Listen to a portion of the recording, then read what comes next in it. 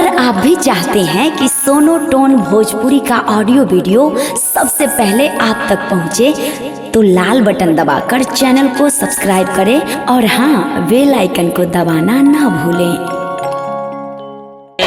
पढ़ के तू फाड़ देलू हो जज्बाती से तू हमरा खिलवा न बना के खेललू हो।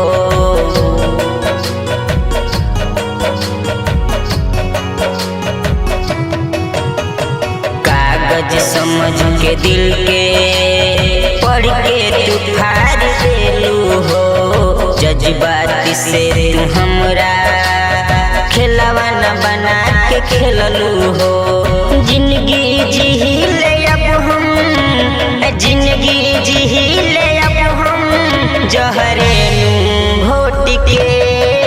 शीशा टूट जाला पत्थरी के चोट से, शीशा टूट जाला पत्थरी के चोट से।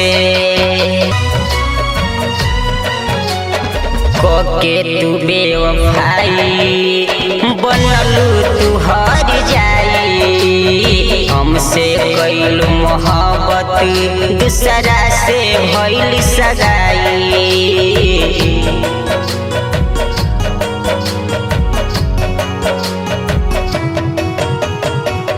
के तू बेवफाई बनलू तू हर जाई, हमसे कैलू मोहब्बत दूसरा से भइल सगाई। सुगरी मसुसिल जन लेना, सुगरी मसुसिल जन लेना तोर मन में बखोट के।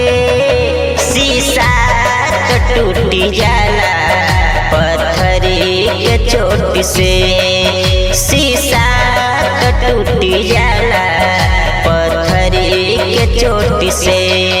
शीशा टूट जाला पत्थरी के चोट से, शीशा टूट जाला पत्थरी के चोट से। दिल टूटे तो फिर न जुटेला, दिल टूटे फिर न जुटेला दौलतिया नोट से। शीशा टूट जाला पत्थरी के चोट से, शीशा टूट जाला पत्थरी के चोट।